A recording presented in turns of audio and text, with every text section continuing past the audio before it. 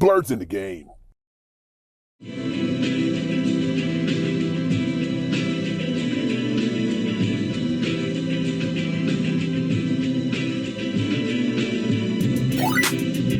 Choose your character.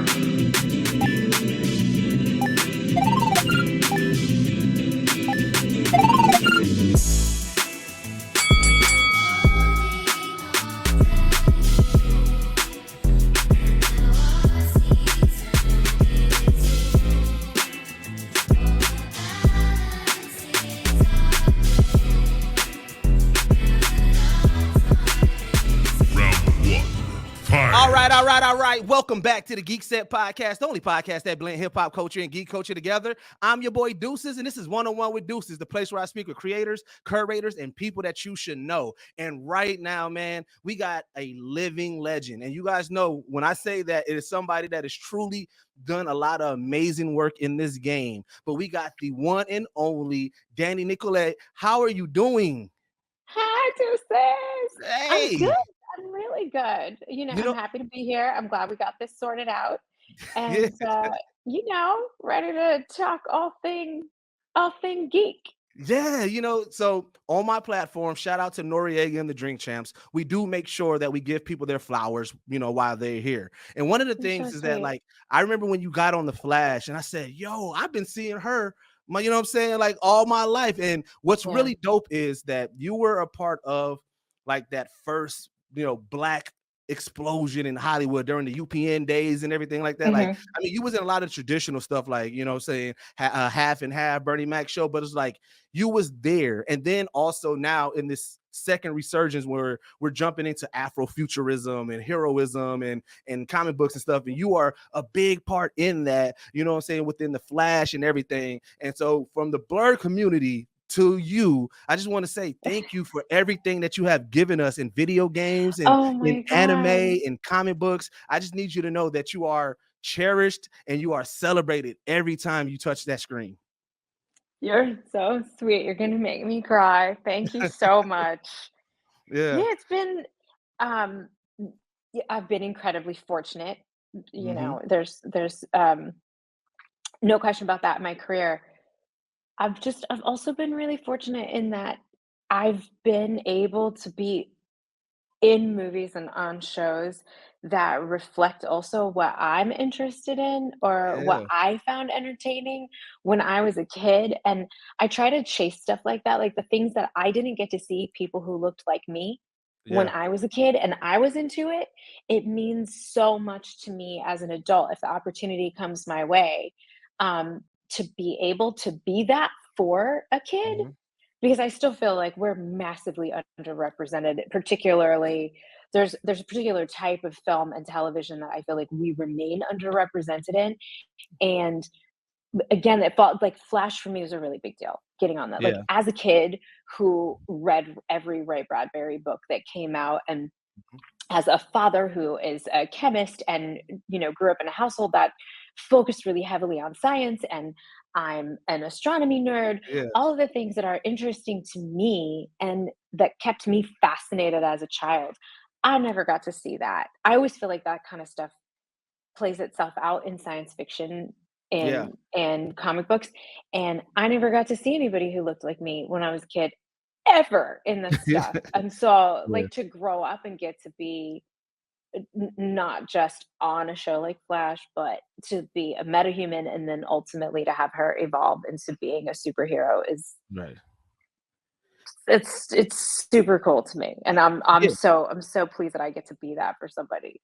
No, and we love it a lot because we have these conversations a lot with people about like your nerd awakening, like right. You have that moment where you just love like nerd culture, whether it's a property. Like I know you had the Wonder Woman PJs and you have to wear a cape. Yeah, baby, I wasn't born a nerd. Are you kidding? Right, but I was born this way. Yeah, but I love also asking people, when was the first time that you saw yourself in nerd culture, right? So I know for women, it's it's different because you have that moment where you see a strong, empowered woman, but then when do you actually see like your color, your skin, the person that represents the African-American community? And I want to know for you, like what was those moments where you started seeing yourself and you felt proud? I mean, If I'm honest, I a lot of it I didn't get to see until I did it myself. I Hey, mean, and this is, like, real specific to me. I I watched all of these Black women on television and in film when I was young that were one of 2 things, right? They were either, like, deeply sexualized mhm, and totally fucking beautiful, uh, or they were this entirely desexualized, we don't follow them home, we don't look at their family, it's like, I'm a doctor, and that's all you see me do, because right, I function in support of the white character on whatever show. Like, she has a full life, she has, a significant other and children and challenges, and yeah, she's interesting, or she's quirky, and she's weird, and she's funny, but that's what makes her likable.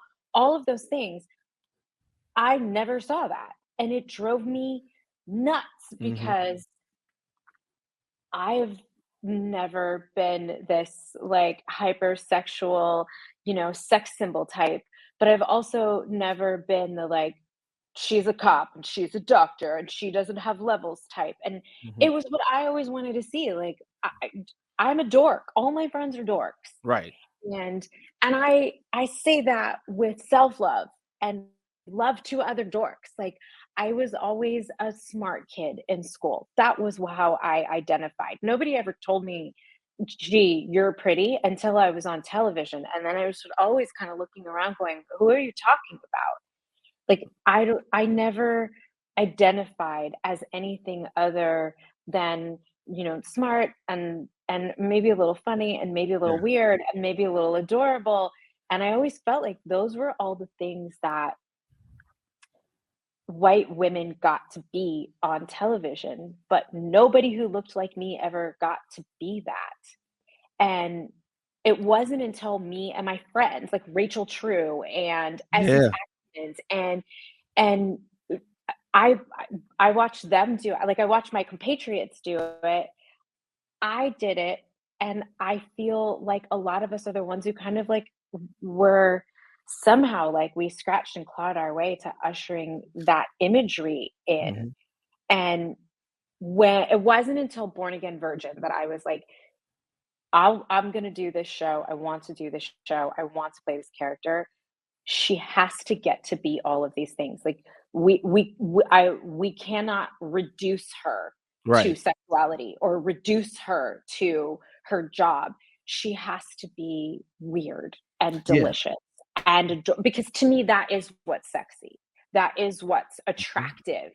it There's is, nothing worse to me than, like, the most attractive person in the room who doesn't have bring any personality to anything because they never had to try in life.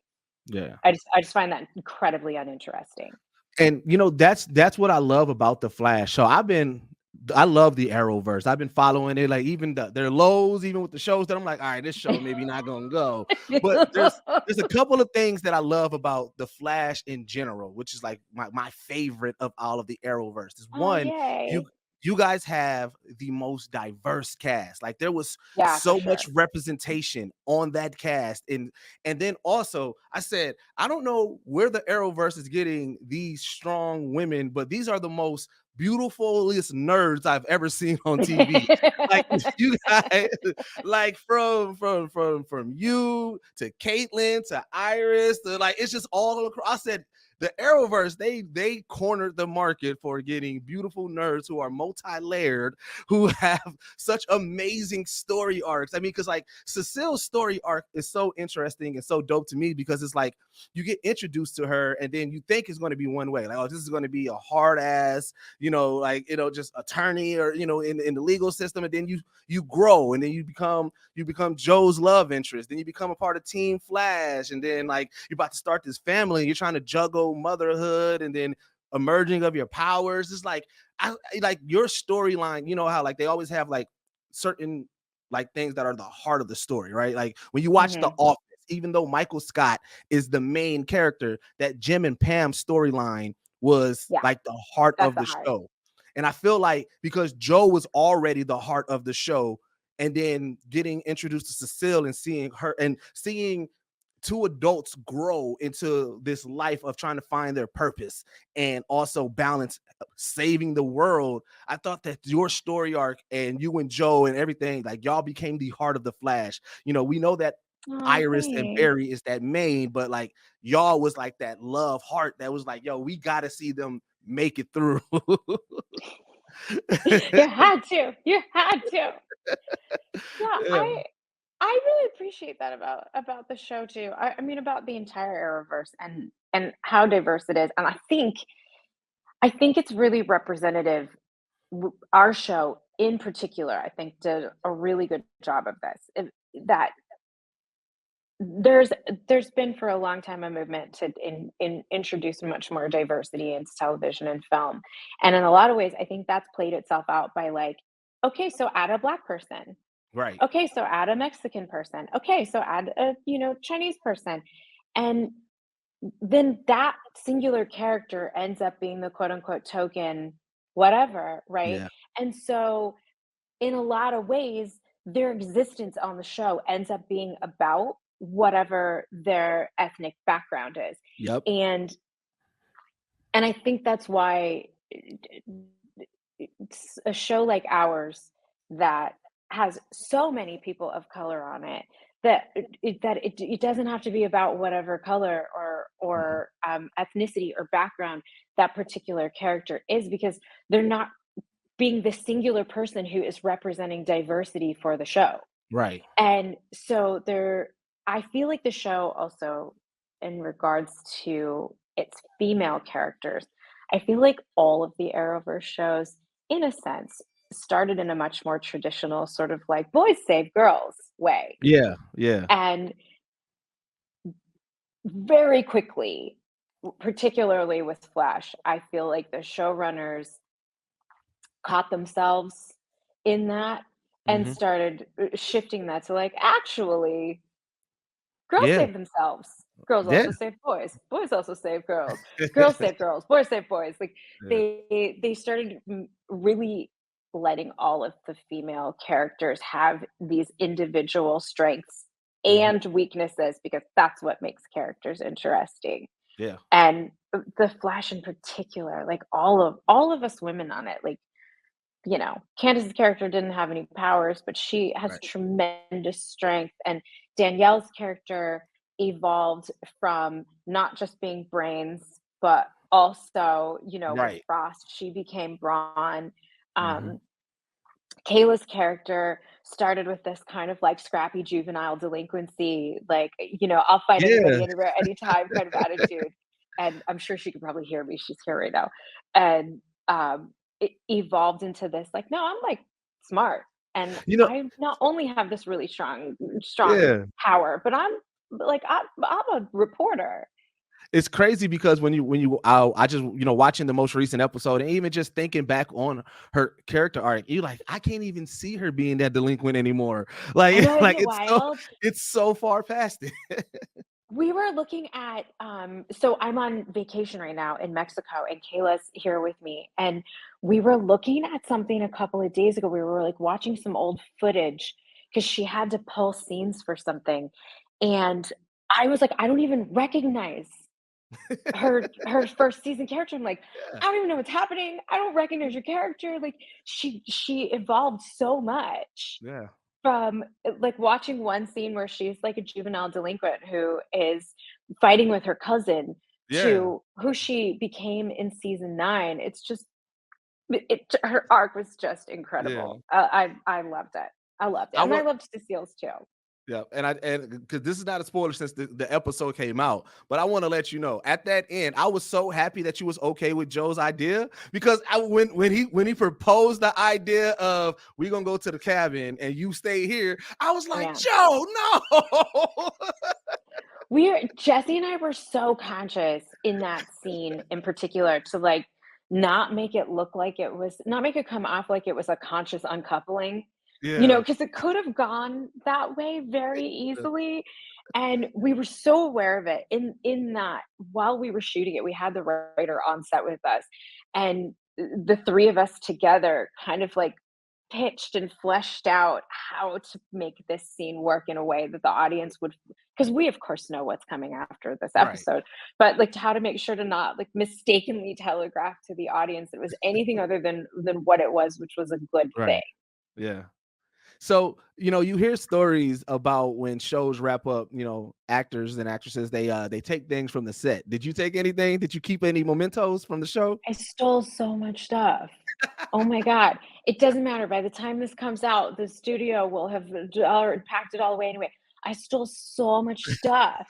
I have my husband the other day looked in the kitchen and all he said was, "You know what we need is more Star Labs mugs." I don't know if anyone's ever noticed, but like when we're in the lounge set, we have this kind of like coffee/bar area in the background, Mhm. in the back of it that we sometimes sit at. And there's shelves on the walls behind it, and the shelves are full of like Star Labs, like oversized mugs, and then these little espresso cups Mhm. and like coffee beans from Jitters. Um, they all live at my house now. As they should.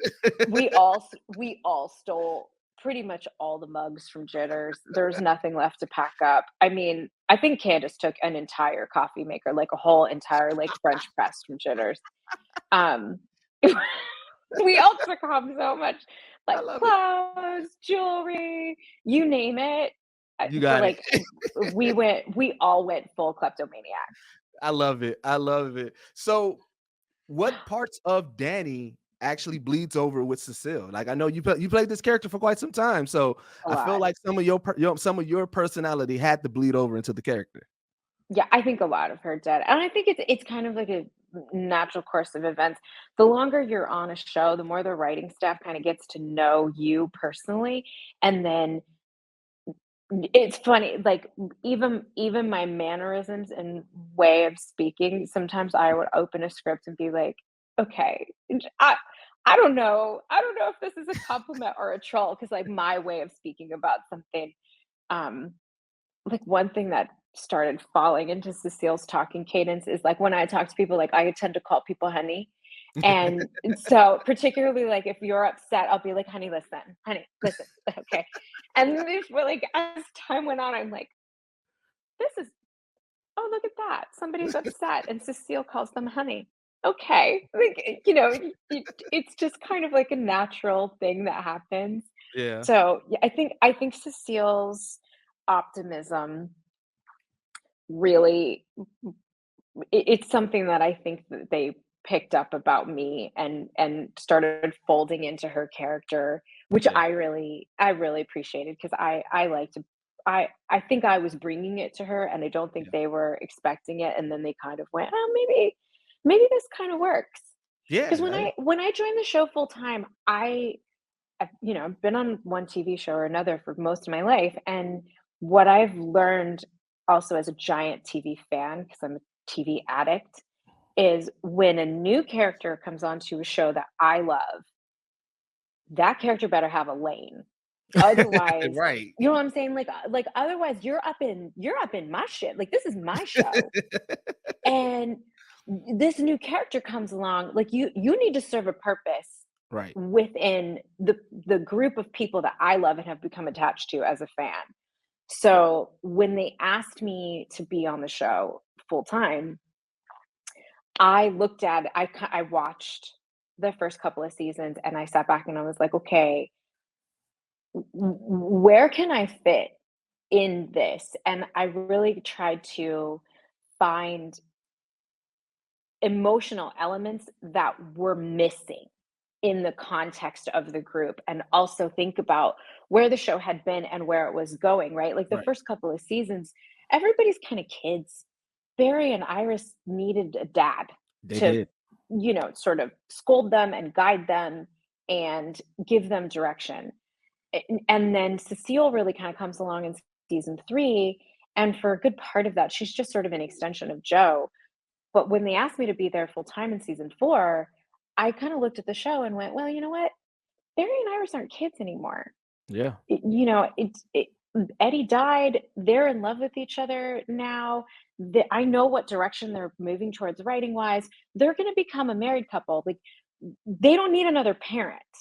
Right. in me. Right. And I knew that my character was gonna have powers and become part of the team, and, I kind of looked around, I'm like, you don't need a parent. What you need is an ally. Yeah. This group needs an ally. This group needs someone who brings a level of optimism to him because Joe kind of has a he can have a kind of darker take on things. He's a cop. He sees Yeah. things Right. from a dark place, right? Um, and I kind of realized, you know what? I can bring that element to this, and I can I can I can find a lane here where I'm serving a purpose that no other character already serves, Yeah. and tried to really consciously ingratiate myself into the show in that way. And I think mostly at work, there's always gonna be 14 fans who absolutely hate me because I'm not one of the original 6 people on the show. But all things considered, I feel like the fans really, I think, appreciated that I wasn't trying to take up anybody else's Right. space. And I Yeah. think, to circle back to your question, part of that was just sort of me sort of being willing to let the writers get to know me. Yeah. Well, I mean, it also stands a testament to your acting skills. I mean, you've always said that you've studied acting, right? So to be able to look at it from that type of lens and saying like, some people, you think about it, they go into a show and they're like, oh, I'm gonna be the biggest star. Where the best actors figure out how they can fit in an ensemble because they know overall everybody needs to be firing off on all cylinders. So it's like, Yeah. as somebody who loves cinema and who loves TV and loves storytelling. I mean, most comic book fans, we love comic books because of the storytelling. So for us to see that, like I said, the people who truly understand do appreciate your approach to it because it's like, yeah, there is a purpose. And then also, you are the first portrayal of this character. I always love to talk to Yeah. somebody who gets to be the first portrayal in live action. Like, you brought this character to life. Anybody afterwards, when they read the comic to read about this character, they're also going to have to study what you've done on the show. And that is super dope to me. You know what I'm saying? It's to me Especially too. that is a black Yeah. woman. Like, I'm like, oh, yes, yes. Yeah. Yeah. Learn from the masters. Yeah, and listen, like, I know there'll always be 14 people who Yeah. are like, "No, Cecile Horton was a red-haired woman and she wore a hat." Right. And it's like, I never wore a hat on the show, and I am not a red-haired woman. But I agree with you, that was the most exciting part of it to me, Yeah. that there's this character that already existed, and she wasn't the biggest character historically in the comics. However, she did serve a very large purpose Yeah, she did. in a very important story to the Flash comics. And for me, I was like, as soon as they asked me to be on the show, that part alone, Yeah. I was like, oh yeah. Oh yeah, no, no, no. Like, I'll be there. I'll fly myself to Vancouver. I will be there with bells on to do this. Yeah. And it's it's cool. Jordan Fisher, who played, Impulse, one day he was over for dinner, and I asked him, "You got so much going on." At the time, he was, starring in Dear Evan Hansen on Broadway, and he was, like, breaking away to come do the show, and I asked him, "What made you decide to do it?" And he was like, "Oh, you know what? My manager said this thing that really stuck with me." He said he looked it up, and there was only like 100 actors in history who have ever played a comic book character in like DC and the Marvel universes put Right. together. And he was like, to be one of those 100 people, I just thought, I'm crazy if I don't take that opportunity. And Right. I had never thought of it that way before. And that really stuck with me, that like, my God, I get to be Yeah. one of like what probably ultimate will be like 150 people ever, Yeah. ever. Well, and then like I said, and also, the added layer of being a black woman, in that, because like I said, Yeah. and representing a hero and bringing that face, like that is an amazing thing. But another fandom that you hopped in, so Blerd Culture, are you familiar with the term blurred? I most definitely am. Yes. Awesome, awesome. Yeah. So Blerd Culture, we love anime, and you are part of one of the biggest anime franchises in the world, in Naruto. Yeah. I didn't even, as much as a fan of yours, I was like, how did I miss out on this? I did not know that you were a part of that. And to like, and me starting my journey last year in voice acting and everything, I'm like, oh, I like, Oh, congratulations. Welcome. Thank you. Yeah, I narrate for Watch Mojo now, so I do the Watch Mojo list and Cool. everything. But it was like I strive to be on an anime. What was that like, being able to overdub something so crazy like Naruto? Okay, so full disclosure, when I first started doing it, I had no idea what it was. Right. So Okay. I have voiced characters in quite a few video games. Yeah, Saints And Row, Mortal like Kombat, like Saints you, Row, yeah. Mortal Kombat. And so this group of folks that I work with quite often when I've done that, we're like, hey, there's this character. Um, in this I don't even know if they told me it was called Naruto at the time. I was like, "Yeah, sure, like, whatever you want me to do, I'm happy to do it." And it was funny and it was fun and, you know, I tend to, like, lean into comedy stuff and particularly with voice stuff. Yeah, Um, I play a lot of snarky characters that also have bad attitudes. I have no right. idea why. I mean, my mother would probably That's it. tell I you don't she know knows why exactly they what. keep on giving me Like, this. why do they keep offering me these things? And so it was sort of like, oh, sure, no problem. And I recorded a bunch of episodes, and my character like cannot control her temper, Yeah. and so she's screaming all the time at Omui. And it wasn't until I came back for maybe like the second round of sessions, and I had mentioned to someone at a dinner party, "Oh yeah, I've got to work tomorrow. Like I'm doing this anime thing. It's called Naruto," and they like fell out, and I didn't know why. And so I googled it, and I was like, "Oh, holy shit, this is like the biggest It anime is. thing on the planet." I had What absolutely no idea when I first did it. And then all of a sudden now I felt all this pressure, right? When I come back for the next however many sessions, like, oh God, I gotta get this right. I've got to get this perfect. Yeah. But, But yeah, it's super cool. Like it's just fun. I hope I get to go back to doing it. I had to stop doing it because being in Vancouver for Flash, it just yeah, wasn't available. yeah. And so I hope I get to go back and do it again. Everybody has the stereotypical on what a black geek is. Are you familiar with the term blerd? Blerd, no. Right. Some people said it came off of Scrubs. Some people said it came off the internet. I don't honestly really know. Don't you see the skin, the eyebrows, the hair? Yo, my geeks still rock, you know what I'm saying, dunks or Jordans or whatever. Did I do that? It's exciting. It's like, holy, oh my dog is gonna start barking. It's all right. She's excited about it too. And same as you said, like a barbershop talk, like we would go into really in-depth conversations about these theories and like, well, what if and how come? It's not unusual to be loved. Right. But we talk about anime, video games, comic books and stuff like that. But when you hear us talk about it, the passion sounds like we arguing Jordan and Bron. What do you mean? What does that even mean? What does that even mean? Like it sounds like barbershop talk. Because you don't know the history, don't mean it ain't happened, dog. You broke that down right there. But when you see the black geek, you don't see that. You see the socially awkward glasses. Well, this is me. And that's not a lot of us. A lot of us do sound and talk like us. You know what I'm saying? Because it becomes stereotypical, as if that's where our strength comes from. I don't know the geek that you talked about before. I know the geek you're talking about right now, though.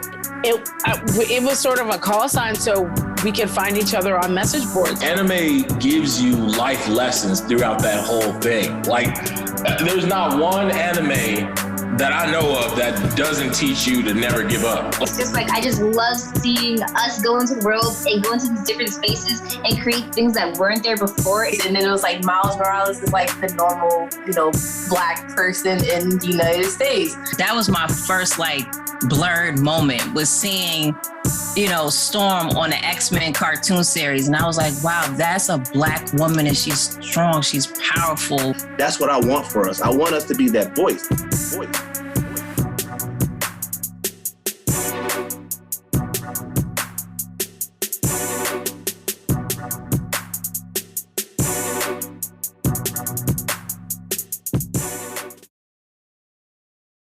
It got to be cool too, because like I said, you did the voice for Jax's daughter, Jackie Briggs, right? No, Mhm. yeah, right. And so Jackie like, Briggs. Yeah, you have all these characters that you are either playing or voicing that get cosplayed. Have you ever ran into somebody who's like, "Hey, I'm you. I'm cosplaying as a character that you are"? Once or twice at a con. Um, and the funny thing is, the first time it happened, I didn't recognize who the person was dressed up as, and I was like, but they were like, "Who am I?" And I was like, "Vibe," and they were like, "No, I'm you." Just because I swear I do everything I do, I always assume nobody's paying attention, and it's always just really shocking to me that anybody is.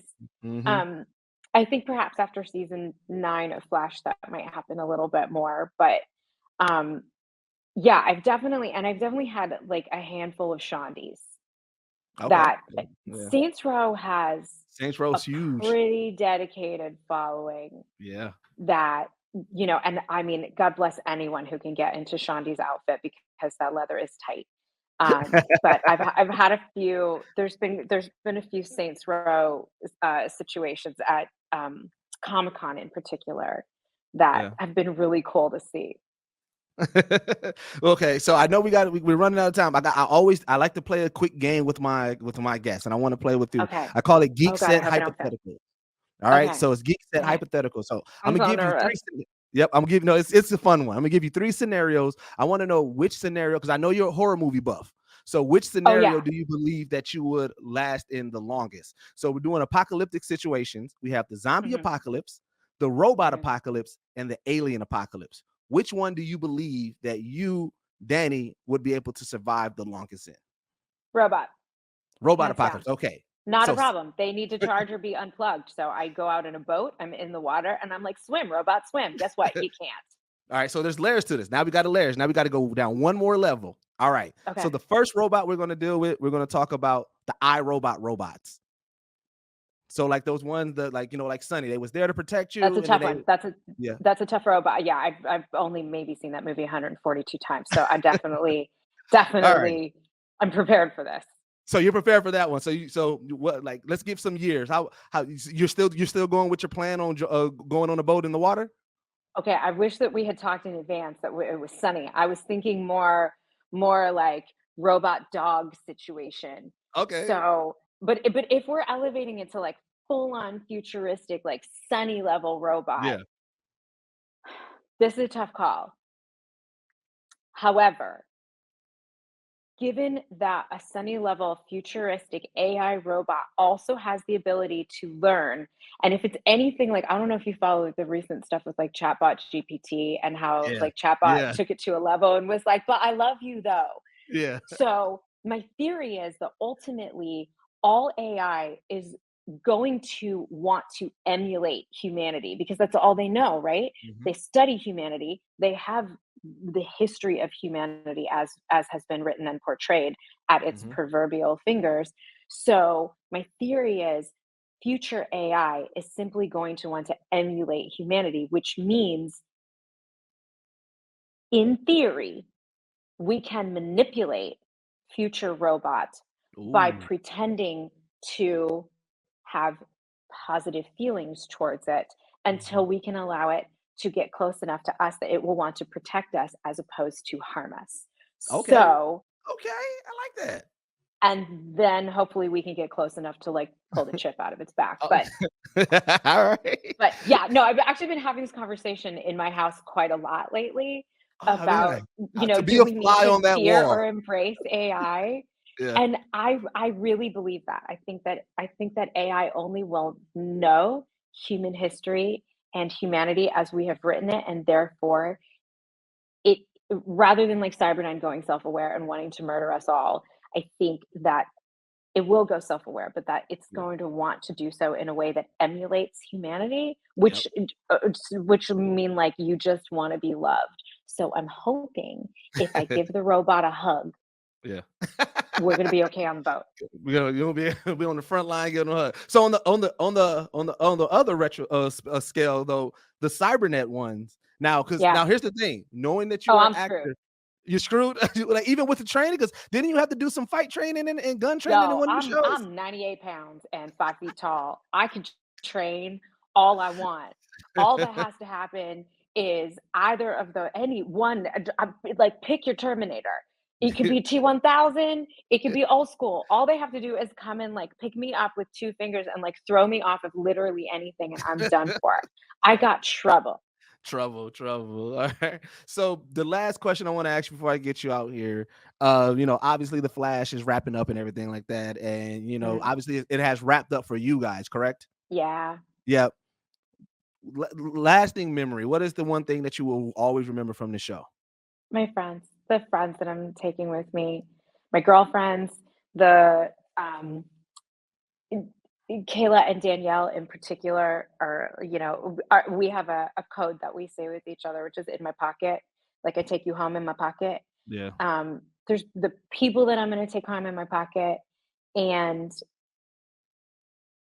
also the thing that I'm going to take with me the most is what it is like to be recognized by children as a hero, which you can put no price on that experience. Like watching a kid look at you and be like, oh, no way. If it were up to me, the show would have run 100 seasons just it definitely because could have. that's the neatest thing in the world. It could have took the supernatural approach and got more and more seasons. Because I that's the one show that like I said, The Flash, I have a deep connection to it. I'm a DC fanboy, right? And DC film has not been doing me justice. But like the stuff that like that the first 3 seasons of Arrow was phenomenal. The Flash came in running, and like there was a couple of seasons I was like, all right, I don't know, but I was like, I gotta stick it through because I loved it so much. And I was like, the Flash is easily one of my favorite DC heroes, and it was that universe and the way that y'all, because like I feel like the Flash spearheaded all of the crisis events, and because of that and the way that it was, like Grant Gustin is my Barry Allen. I'm sorry, like what I'm saying, like that's my Barry. What I'm saying, it's going to be hard to see another Iris outside of Candace. Like there's there's so many characters that you guys set that it's like I cannot see anybody else playing these characters, and as a DC fanboy, you guys brought so many characters to life for me that I just love this show and everything that it's about. And I was like, it's going to be bittersweet to see it end, but like I was fortunate enough to talk to Brandon McKnight. You were my second person. Oh, my boy. Yeah, you're my second person. I would love to get more people to speak with this so I can share my love and give them their flowers. But it was like, you guys did so much amazing work. And I want to thank you again for what you guys brought to the television screen. Oh my goodness. Thank you so much. So what's next for you real quick? So by the way, my fans and all my listeners can check you out and follow you. They can find me in a movie coming out next month called The Life of Me. Ooh. And very sweet, very kind, very Cecilia movie. And also I don't know, anybody who follows me on social media probably knows I've posted about it a lot. I participated in this super cool fellowship called Women Right Now, Right, WRITE, that essentially helps people who are in our industry sort of like move to the next level or the next position. So I wrote a short film called Black Karen, a comedy that my beloved Megan Good directed. And so, it was an opportunity for me to write. It was an opportunity for Megan to direct. And we have been terribly blessed with Heartbeat Studios, Kevin Hart's company, commissioning it to make it into a full-length feature. So I'm writing that right now and we'll be producing it. And I also wrote and directed another short film. This was my opportunity to direct, called 13, that is just hitting the festival circuit now. So, I'm trying to expand. Yeah, I'm gonna start a campaign from my show, because one thing that you did that I didn't get a chance to talk about, but you also voiced Storm in a lot of the Marvel anime stuff that. All the Marvel and stuff. We need a new live action Storm. Listen here, hashtag get Danny a Storm. Present and available. Yeah, I would love that. It would be so nice if I ever get another chance to play another superhero. It would just be so You got cool. the hand movements already. You got them ready. Just wait. Just wait. Just wait. Well, all right. Well, this has been 101 with Deuces. I've been your boy Deuces. This has been the amazing, super talented Dani Nicolet, and we are out. Peace.